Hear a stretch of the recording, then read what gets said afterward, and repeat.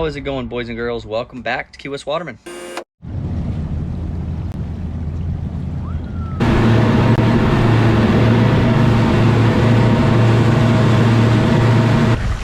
Ooh, baby. I don't think the camera can tell, but it is crystal clear. Welcome back to Key West Waterman, boys and girls. My name is Aaron Young. This is my good friend Josh. If you have not met him yet, quite honestly, we're doing a wahoo recon mission. It has been dirty here in Key West for about a month, and I got word that there was a little sliver of blue water that crept in near the reef, and we are out here to check it. I can see the bottom in 75 feet. But a lot of you guys ask about these wahoo spearing videos, so I'm gonna go over some of the gear and be a little more comprehensive with it. But there's only 2 of us today, which means someone has to drive first, so we're gonna flip for it. You want that side or this side? I'll take instruction side. Instruction side. All right, first drift. There you go. I got first drift. I'm gonna suit up, we're gonna hop in and see if we can find one of these elusive wahoos. Let's rock and roll. All right.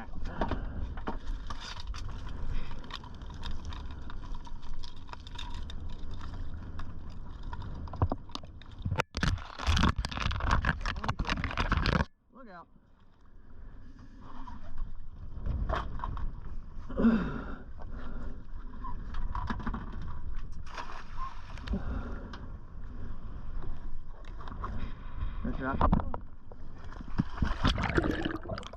Welcome back underwater, boys and girls.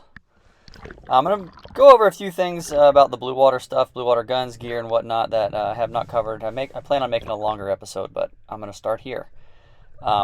This is a preference, loading my bands. If you can tell, I load the very front band first, and I run through the other bands. I feel like it lays on the gun a little better. This is not necessarily the right way to do it, but this is the way that I do it. You can see I'm loading my last band here, and they kind of lay nice and flat. They're not stacked up and bunched up on one notch there.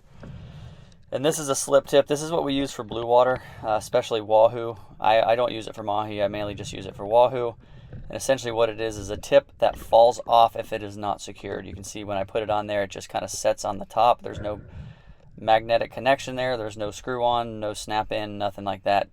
I tuck that string up under that band to keep it tight. So that's the only way that tip is secured. And like I said, sorry I rushed into that intro a little bit, but I plan on making a more comprehensive blue water episode, but I wanted to cover a few things here. I'm going to cover in the future stuff as far as setting drifts, picking up divers, stuff like that.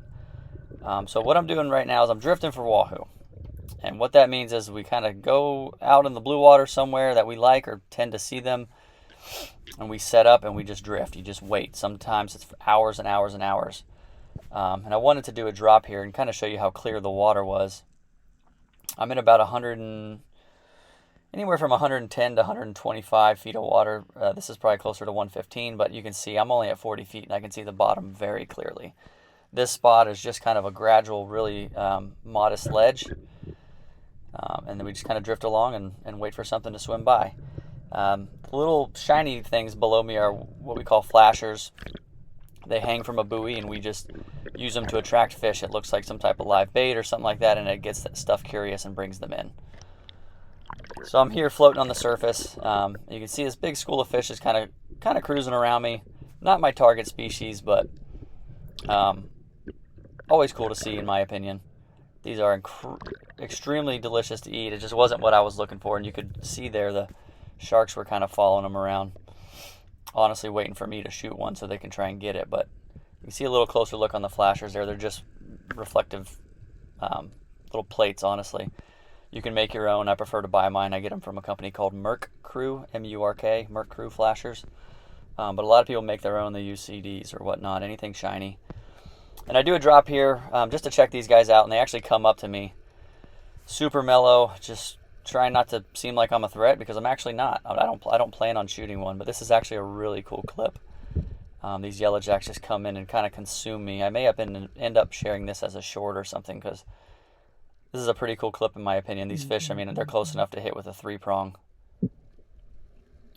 Just a really, really cool experience all around.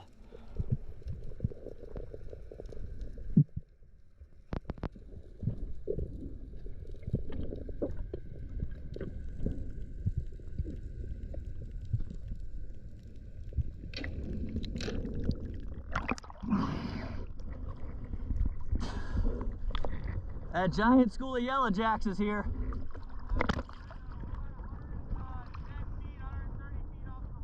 Perfect. All right, Godspeed, brother.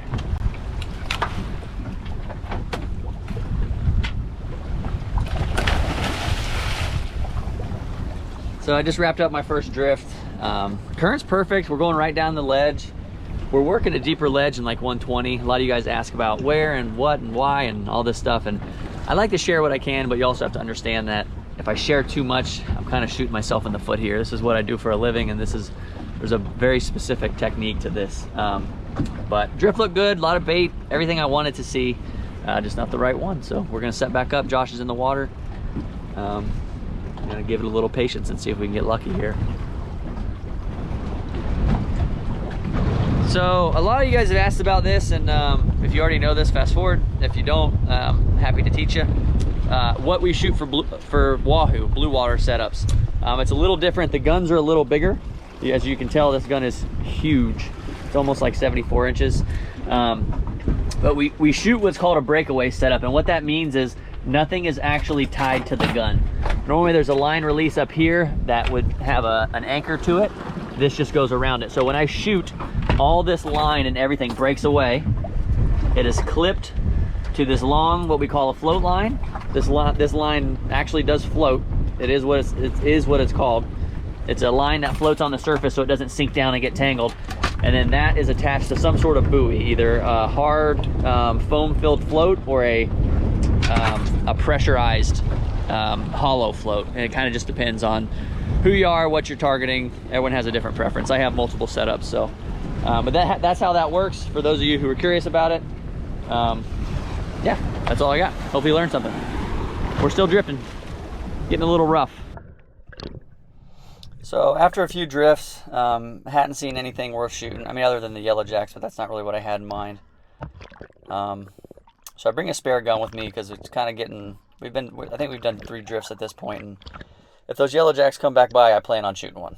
So sometimes I'll leave my reel gun loaded and flip it off on a buoy just in case. That way I don't have to unload my blue water gun.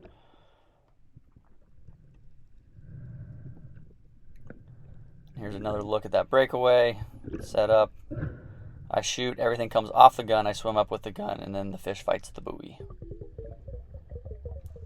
So I do a drop here. I see these African pompanos come in, and this is pretty rare for this kind of area. A lot of people ask me where I find these. Typically, I see them on deep, deep wrecks. This is the first time I've ever seen them kind of in open water like this. It was pretty wild. And I was kind of losing hope that we were going to find something to eat, so I take a rushed, really, really terrible shot in the meat on this African pompano against all of my better judgment, but I did it anyways. So I really wanted a fish to eat it and wanted a fish to take home, so ended up taking a crappy shot.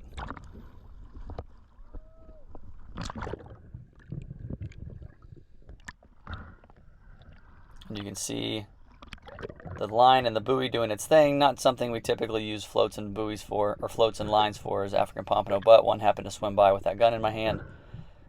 So that's the shot that he got. I actually speed this clip up a little bit. It took me a while to get this fish up. AP. Yeah.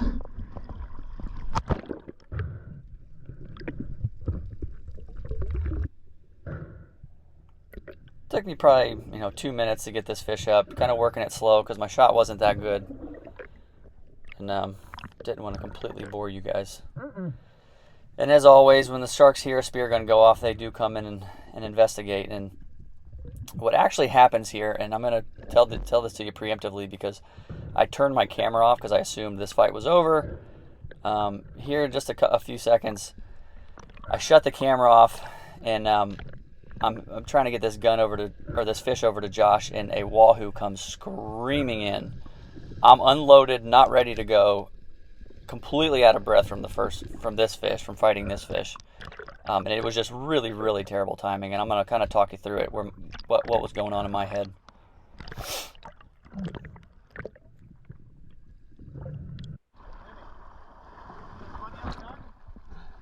I can get this one pretty quick. So that was me in a panic. Just seeing that wahoo swim by, I quickly handed that fish off to Josh, and I'm trying to get reloaded. You can see the sharks are all fired up, and I guess just action brought action, and I say that to a lot of my people. If nothing's going on, sometimes I just shoot a bait fish. And I guess shooting this African pompano brought these sharks in and got the wahoo curious enough that he came in to check us out. And you want to talk about the hardest reload ever is doing it when there's a fish swimming around. And I actually turned my camera off again because I was not sure if it was on. I was in a panic mode. Right there, I turned it off, and you can see I slowed that clip down, and you can see the wahoo swimming by. And I have my reel gun there loaded, and quite honestly, I should have probably just handed the blue water gun off and tried to stick this thing with a reel gun. The only reason I didn't is because the amount of sharks that were around. The wahoo on a float... Got that AP and drop it. Excuse me. The wahoo on a float lets that fish a little freedom to run. And if I'm having to kind of put a lot of pressure on that fish with a reel gun, there's a good chance that the sharks are going to get it. And this is kind of where I start to lose my cool. I'm trying to load, and like I said, if you've ever tried to load a gun while the fish that you're looking for is swimming around, it is damn near impossible. Your heart rate is elevated, you're breathing hard, your nerves are going, like I can't even get the band untangled. And in my head, I'm trying to remain calm, but I'm kind of losing it because what a cool series of events. It's not often I ever shoot an African pompano or a wahoo, but to have two swim by back to back, you can see this fish just kind of sitting there, waiting for me. Super, super friendly. And I think the good thing about being able to watch this back is it's going to teach me something. In hindsight, I know exactly what I should have done, but I didn't. So I get the gun loaded, and watching this thing come back around. And I really should have caught my breath. With as friendly as this fish was, I know it's hard, but I should have gave myself 30, 45 seconds on the surface at least, just breathing, letting him kind of hang out. And I drop, and I have a shot right here, and I hesitate, and every fiber in me is telling me not to shoot because this fish is swimming away, and this fish is friendly, and I miss. And that has not happened, and I cannot tell you how long. And it was a terrible feeling. Mother, hand me that cola. So now what I should have done is let that drop, let the gun float, and I should have grabbed my reel gun. I actually ended up calling Josh over to give me a spare gun in the boat, and unfortunately by the time that happened, got the spare gun rigged up, I really just kind of let my nerves get to me and didn't make good decisions, and unfortunately this fish ended up swimming away, and I watched him swim away with an unloaded gun, and that was how that ended. Lesson learned. I'm about to reel gun this. I pissed it. There's no denying that. It was just exceptionally bad timing. Couldn't calm myself down, rushed my shot. What can you do? We make mistakes sometimes. Got Josh back in the water, so maybe we'll get another shot at this thing. I'll be honest, and I don't mean this to sound arrogant in any way, but it's not often that I miss a wahoo. It feels terrible. Like really, really terrible. Oh. Life goes on, I guess.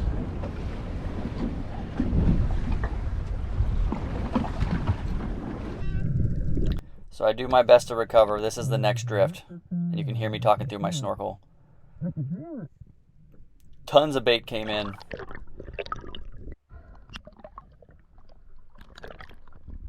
Get that other gun ready, there's 5 of them. Tons of bait came in. It just felt right. Everything looked right. And I just, in my bones, I knew more were going to swim by. And the school of 5 comes in.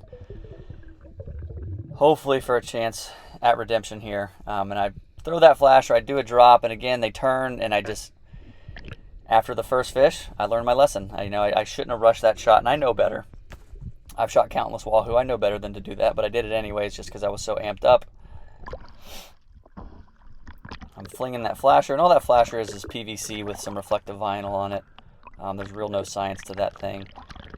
And this wahoo comes screaming in, and if there's anything I've also learned is you never shoot from the surface, especially when the water's turbulent like that, because you're moving around. There's no real good chance to get some positive aim there. So I drop that flasher. These fish kind of separate.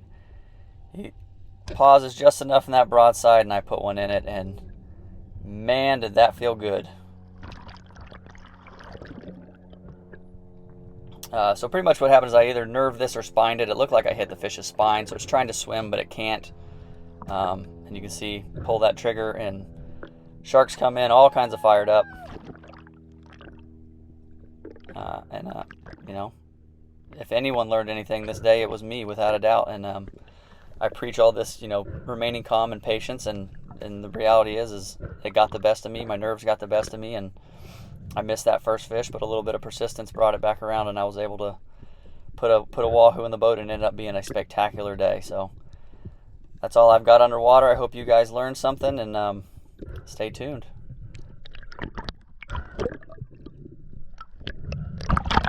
Attaboy! Got him.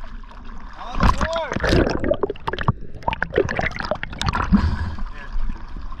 There goes the splash boat. Actually, grab this.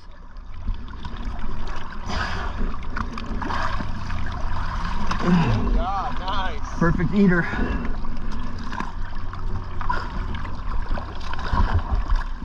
Redemption, baby. School of 5. Huh? School of 5. Really? Yeah, they're all small, but Fucking something. I'll take that all day.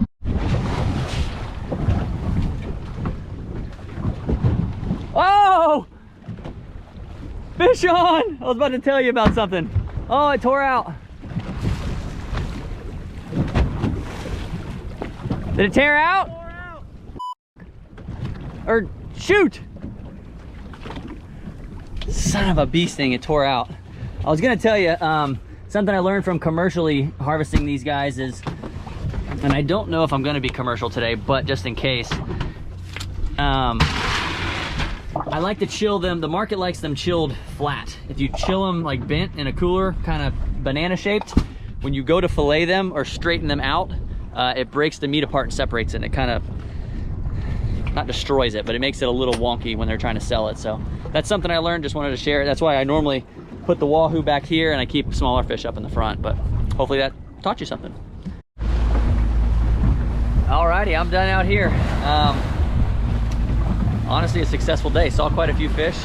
Got one wahoo in the box and one African pompano. Probably the two best eating sashimi fish on the planet, in my opinion, now that I tried the African pompano a couple weeks ago. But I'm not gonna do a cook with these. Got a busy week coming up, so I gotta get back and get ready for charters. But I do appreciate it as always. Be sure to like if you have not already. If you enjoy these wahoo videos, be sure to hit the like button. Got a lot of them coming up. This is just the beginning of wahoo season, so it's about to get turned up. So I have a lot of them coming your way. Let me know what maybe some stuff I left out of this one that you're interested in knowing. Happy to share it in the next one, and I will see you then. Later.